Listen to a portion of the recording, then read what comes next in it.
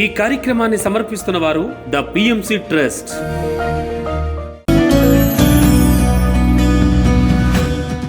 మోహన్ రావు గారు, ఈ PMC తరపున మీ యొక్క ఆత్మ జ్ఞానాన్ని, ధ్యానం ముందు ఎలా ఉన్నారు, ధ్యానంలోకి వచ్చిన తర్వాత ఏ విధంగా మీరు ఈ యొక్క ఎంతోమందికి జ్ఞానాన్ని పంచారు, ఆ జ్ఞానాన్ని ముందల వచ్చిన తర్వాత ఎవరి ద్వారా మీరు వచ్చి ఈ యొక్క జ్ఞానాన్ని పంచబడ్డారు, దాన్ని మీ వివరంగా విస్తరించాలని తెలియజేసుకుంటున్నాము.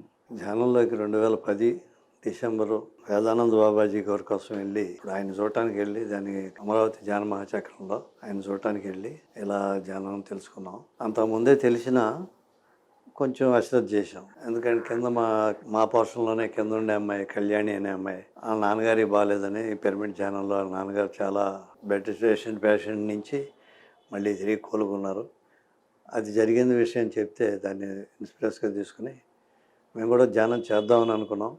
అనుకోకుండా ఇక్కడ కృష్ణలంకలోనే శంకర్రావు గారు వాళ్ళు క్లాసులు పెట్టి ఎక్కడ చోటు దొరకట్లేదంటే మా వరండాలోనే ప్రవేశించాం. అప్పుడు ధ్యానం జరుగుతుంది. 40 రోజుల కార్యక్రమం పెట్టారు. ఈ 40 రోజుల కార్యక్రమంలో మా మిస్సెస్ ఎక్కువగా పాల్గొంది. సరే, ఆవిడకు బాధపడలేక నేను కూడా కూర్చోవాల్సి వచ్చింది.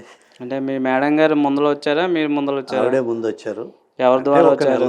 ఒక నెలే అదే కింద కళ్యాణి అనే అమ్మాయి ద్వారా. మేడం గారు వాళ్ళ నాన్నగారికి తగ్గడం వలన, అనారోగ్యం తగ్గడం వలన ఈ యొక్క పిరమిడ్ దాని మీద మీకు ఒక అవగాహన ఏర్పడి మీరు రావడం జరిగింది. అనుకోకుండా కృష్ణలంకలోనే క్లాసులు పెడితే ఇది మా ప్లేసు యూజ్ చేసుకోమని చెప్పాం. మా వరండాలోనే 70-80 మంది కూర్చుని అలాగా ప్లేస్ ధ్యానం క్లాసు 40 రోజుల కార్యక్రమాలు జరిగినాయి. అప్పుడు నేను పెద్దగా చేసేవాడిని కాదు. మా ఆవిడ కేకలేసింది, అలా తిరగకపోతే కూర్చోవచ్చు కదా మీరు కూడా అన్నది. సరే, నేను కూడా కూర్చోవడం మొదలెట్టాను. ఆ కూర్చునే క్రమంలో ఒక 25 రోజులు కూర్చున్నాను లేదో, రోజు ఈనాడు పేపర్ వస్తుంది. పేపరు నా 2.5 కళ్ళజోడు ఉంది నాకు. అది పెట్టుకున్నా కూడా మెయిన్ హెడ్డింగ్ల వరకే చదవగలిగేవాడిని. అనుకోకుండా ఒక రోజు పేపర్ పెడితే అది పేపర్ తీసి మొత్తం చదివేశాను. పేపర్ అంతా చదివేసి కళ్ళజోడు తీద్దామని తీస్తే అసలు కళ్ళజోడే పెట్టుకోలేదు నేను. నా కంటి చూపు అలా మెరుగైందని చాలా ఆశ్చర్యపోయాను నేను. అదే ధ్యానంలోకి వచ్చిన తర్వాత ఎన్ని రోజులకి వచ్చింది మీకు అట్లా? 25 days ఓన్లీ 25 daysలో. 25 days. చాలా అద్భుతంగా జరిగింది. ఇప్పుడు మీరు ధ్యానంలోకి రాకముందు ఏ విధంగా ఉండాలి? మీరు ఎవరిని తీస్తూ కానీ, లేకపోతే పెళ్ళి మ్యారేజ్ అయిన? ధ్యానంలోకి రాకముందు బాగానే ఉండేవాళ్ళం. బై బర్త్ నుంచి మేము శాకాహారులు. మాది దీవతాలూకా పెదపురోలని ఆ ఊరు. వ్యాపార రీత్యా విజయవాడ రావాల్సి వచ్చింది. ఏ వ్యాపారం చేసేవాళ్ళు? కిరాణా వ్యాపారం చేసాం 18 ఏళ్ళు. తర్వాత అనుకోకుండా ఈ పేపర్ బ్యాగ్స్ మ్యానుఫ్యాక్చరింగ్లోకి వచ్చాం. దాంట్లో నేను సంపాదించిందంతా పోగొట్టుకున్నాను. మా ఆవిడే ధైర్యం చెప్పి మళ్ళీ అదే వ్యాపారం కంటిన్యూ చేసాం. తర్వాత అతి కొద్ది కాలంలోనే మళ్ళీ ఏదన్నా మీ మేడం గారు సపోర్టింగ్ ఉంటుందా మీకు? ఫుల్ సపోర్ట్ మొదల నుంచి కూడా, ఫుల్ సపోర్ట్ అన్ని విధాలుగా. ఇప్పుడు మీరు ధ్యానంలో రావాలన్నా కూడా మీ మేడం గారి ద్వారానే వచ్చారు. ప్రోద్బలమే. అదే నాకైతే ఉండేది కాదు అసలు. అంటే రాకూడదని కాదు, రావాలని లేదు, ఏం లేదు. అయితే 2000 సంవత్సరంలో నా కొడుకు నన్ను వదిలిపెట్టి వెళ్ళిపోయాడు. దాంతో కొంచెం ఇబ్బంది ఫీల్ అయ్యి గుళ్ళు గోపురాలు యాత్రలు అంటూ తిరుగుతున్నాం. ఆ క్రమంలో 2009లో వేదానంద బాబాజీ ద్వారా మానస సరోవరం వెళ్ళాం. మీరు వెళ్ళారు మీ ఫ్యామిలీతో? ఇద్దరం వెళ్ళాం. తిరిగి వచ్చిన తర్వాత ఆయన సద్గురు బోధలు అన్నీ మాకు నచ్చి, అది 2010 అమరావతి ధ్యాన మహాచక్రంలో ఆయన స్పీచ్ ఉందంటే ఆయన కోసం మేము వెళ్ళాం అక్కడికి. ఓకే, వేదానంద బాబాజీ గారిని చూద్దామని వెళ్ళాం. అనుకోకుండా మా ఆవిడ ధ్యానంలో అక్కడ క్లాసులు తిని ఇన్స్పైర్ అయింది. ఓకే, అక్కడ కూడా ఆయన చెప్పే స్పీచ్లు ఎట్లా ఉంటాయి అంటే మేము వెళ్ళేటప్పుడు అయిపోయింది. పత్రి గారి స్పీచ్లు అయ్యే కొన్ని జరిగినాయి. సార్ అక్కడ మీకు ఫస్ట్ పరిచయం అయ్యారా పత్రి సార్? అంత మా పరిచయం మాకు లేదు. అంత ఇంట్రెస్ట్ అసలు అప్పుడు ఎంత ఇంట్రెస్ట్ లేదు, మేము ఆయన కోసం వెళ్ళాము, ఆ స్పీచ్ వినలేకపోయాము. అయితే ఆ రాత్రి పొద్దుపోవడంతో మేము తిరిగి రాలేక అక్కడే ఉండిపోవాల్సి వచ్చింది. అప్పుడు అక్కడ రమ్య మేడం అని ఇంకెవరెవరో ఉండి మా ఆవిడకి కౌన్సిలింగ్ చేసి ఆవిడకి బాగా చెప్పారు. దాంతో ఆవిడ ఛానల్లోకి వచ్చింది. ఈ కృష్ణలం క్లాసులు జరుగుతుండగా మా ఇంట్లో పెట్టుకున్నాం. అట్లా 40 రోజుల క్లాసులు జరిగినాయి. నాకు అనుకోకుండా ఈ రకంగా కంటి చూపు బాగుపడింది. అలాగే కొన్న తర్వాత సంవత్సరం నుంచి మేము కూడా ధ్యాన మహాచక్రానికి హాజరవుతూ వస్తున్నాం. ఎన్ని సంవత్సరాలు హాజరయ్యారు ప్రతి సంవత్సరం? దాదాపు 8 సంవత్సరాలు హాజరయ్యాం. 8 సంవత్సరాల వరకు. కింద సంవత్సరం కూడా వెళ్ళాం. అంతకుముందు సంవత్సరం అనుకుంటే ఒక్కసారి వెళ్ళలేదు. ఓకే, ఇప్పుడు మీరు కంటి చూపు దాన్ని బట్టి కంటిన్యూస్ మెరుగుపడినట్టు ఎప్పుడు కూడా పేపర్లో కలదోడు లేకుండా పేపర్ చదివేస్తాను ఇప్పుడు కూడా. ఓకే, అంటే దాని మీద విశ్వాసంతో మీరు ఇంకా దీని మీద నమ్మకం ఏర్పడిన తర్వాత మీరు 2014లోనో 15లోనో ధ్యాన మహాచక్రంలో సామూహిక ధ్యానంలో అంతకుముందు మోకాళ్ళు ఎప్పుడు ఉండేవి. మా డాబా మీదకి ఎక్కడానికే అల్లాడిపోయేవాడిని. నాకు కింద కూర్చొని భోంచేయటం అలవాటు. కింద కూర్చోవాలని నరకం చూసేవాడిని. అలాంటిది అక్కడ సామూహిక ధ్యానంలో నా కాలు నుంచి ఏదో పడిపోయినట్టు అయిపోయి హాస్టల్ సర్జరీ జరిగినట్టు అయిపోయి అప్పటి నుంచి ఇప్పుడు కూడా మోకాళ్ళు నొప్పి అనేది రాలేదు. ఇప్పుడు కేవలం 100 సార్లు ఎక్కి దిగుతున్నాను పైకి కిందకి. అసలు ఆ ట్రబులే పోయింది, ఏమైపోయిందో. ఓకే ఓకే, మీ అనుభవాలు ఏంటి దీంట్లో? అదొకటి కాకుండా ఇంకా దీని గురించి మీరు విస్తరణ చేయాలన్న ఆలోచన ఎందుకు వచ్చింది? ఈ ధ్యాన మహాచక్రంలోకి వెళ్తూ వస్తుంటే అనుకోకుండా మా కన్ను ధ్యాన ఆరోగ్య కేంద్రం మీద పడింది. ధ్యాన ఆరోగ్య కేంద్రంలో డాక్టర్ జీకే గారి ద్వారా చాలా విషయాలు తెలుసుకున్నాం. ధ్యానంతో ఆరోగ్యం ఎలా వస్తుందో కూడా తెలుసుకున్నాం. అది ఏ విధంగా కొన్ని చెప్పండి మాకు. మన ఆలోచన విధానాన్ని మార్చుకుంటే, ధ్యానం చేస్తూ మన ఆలోచన విధానాన్ని మార్చుకుంటే మనకున్న ప్రాబ్లమ్స్ క్లియర్ అయిపోతాయి. అంటే ఆలోచన విధానం అంటే ఏ విధంగా? ఏ విధంగా అంటే ఒక్కొక్క సమస్యకి ఒక్కొక్క రకమైన చిన్న ఎగ్జాంపుల్స్ చెప్పండి ఆ సమస్యలు. ధ్యాన ఆరోగ్యానికి 12 టాబ్లెట్లు అన్నట్టు ధ్యానం ఇదే.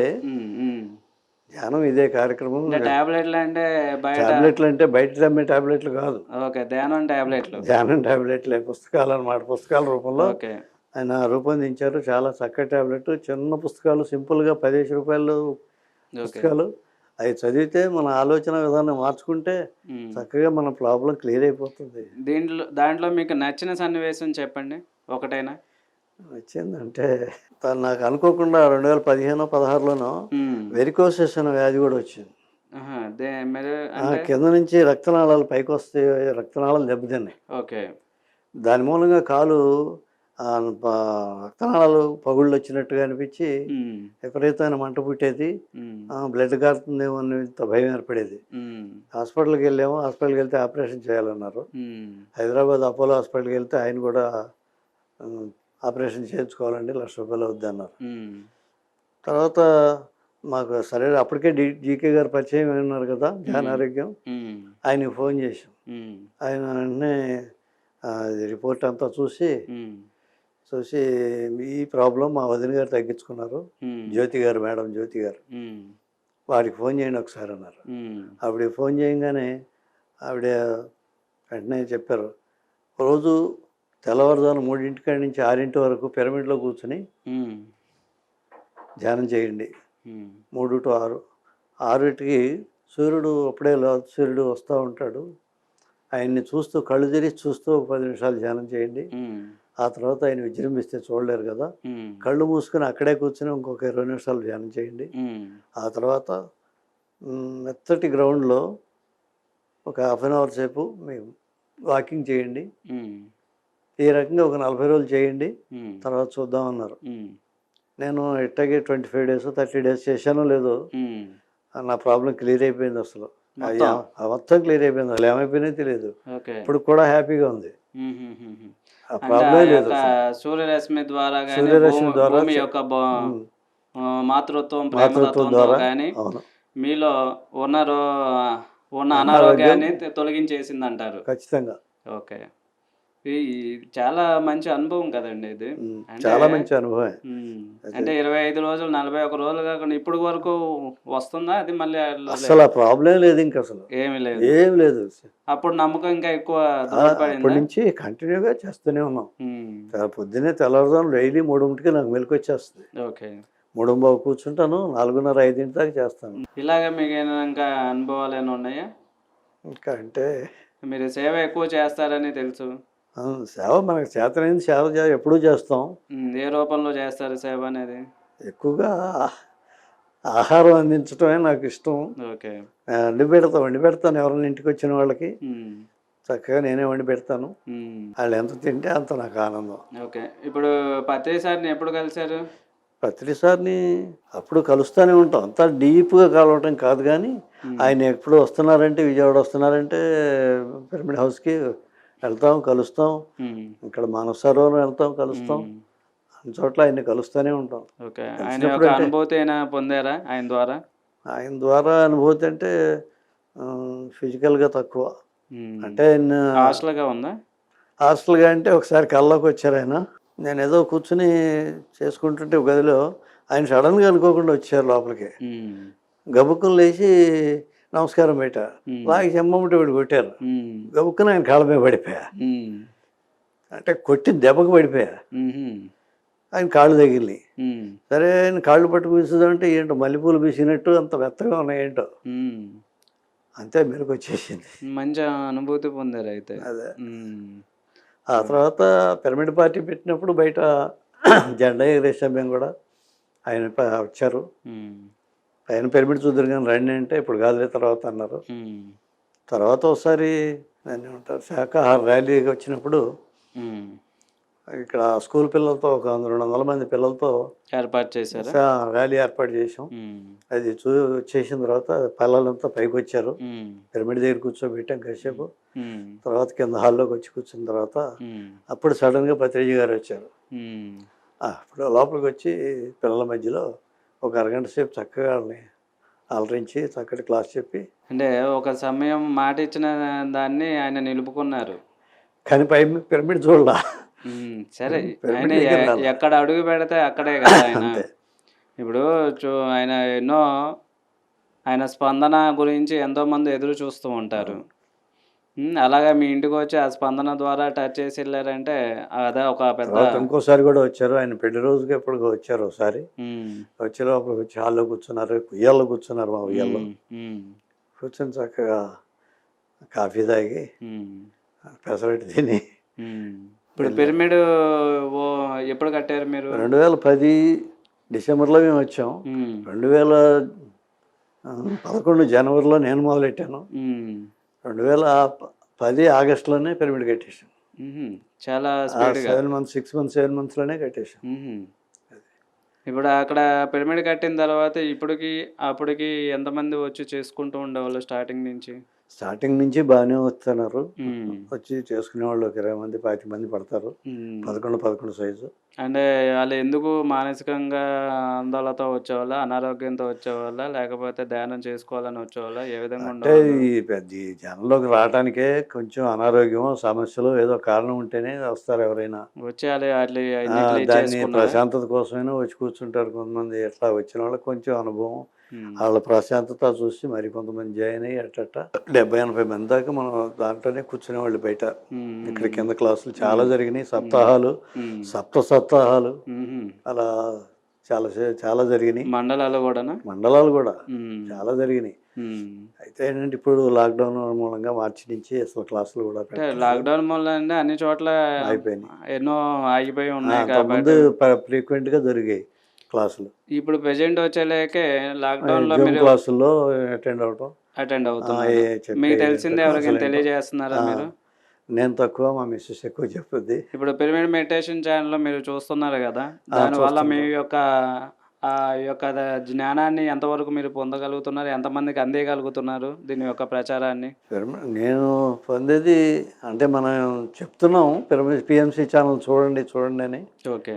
చూసేవాళ్ళు చూసి జ్ఞానాన్ని పొందుతున్నారు. మనం చూస్తున్నాం. మీకు ఎట్లా ఉంది? బాగుంది. ఓకే. పిరమిడ్ ఛానల్ షేర్స్ వచ్చినప్పుడు కూడా మా తగ్గట్టుగా మేము ఓకే. 60,000 రూపాయలు తీసుకున్నాం. ఇప్పుడు పిరమిడ్ సేవ కూడా మీరు చేస్తున్నారా? పిరమిడ్ సేవాదళలో నేను లేను. చేతనైన సేవ ఎప్పుడు సేవ చేయడానికి అంటే సిద్ధం. మీకు అంటే ఇష్టం కదా? ఆ? సేవ అంటే సేవ అంటే ఇష్టమే, మ్మ్. కానీ ప్రత్యేకించి సేవాదళలో చేరి సేవ చేయటం కంటే మ్మ్. మనం ఎప్పుడు చేతనైంది ఏదైనా చేయడానికి సిద్ధంగా ఉండాలన్నది నా అభిప్రాయం. ఓకే, సంతోషం.